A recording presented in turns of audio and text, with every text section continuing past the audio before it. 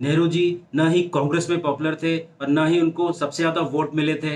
अगर हम करिश्मा और विजन की बात करें तो नेताजी सुभाष चंद्र बोस देश को लीड करने के लिए सबसे ज़्यादा कैपेबल थे।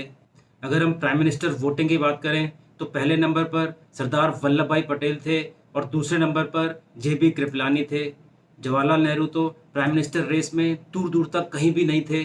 कड़वा सत्य तो ये है कि गांधी जी के बिना जवाहरलाल नेहरू का कोई अस्तित्व नहीं था। फील्ड मार्शल मानेक शॉ ने ऑन रिकॉर्ड ये कहा था कि नेहरू जी कश्मीर को लेकर बिल्कुल इनडिसाइसिव और कंफ्यूज थे। सरदार वल्लभ भाई पटेल ने कश्मीर को भारत में इंक्लूजन के लिए पुश किया था। अगर नेहरू जी की सुनी जाती तो कश्मीर आज भारत का पार्ट होता ही नहीं।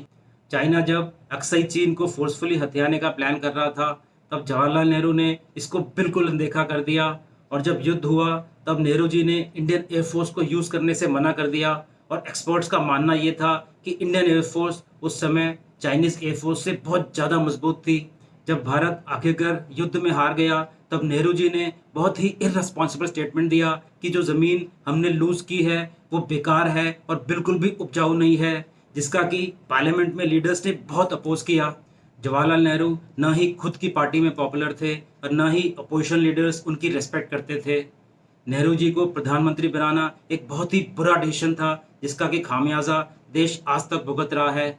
कई एक्सपर्ट्स, हिस्टोरियंस और लीडर्स ये कहते हैं कि उस समय जवाहरलाल नेहरू प्रधानमंत्री पोस्ट के लिए सबसे बुरी चॉइस थे।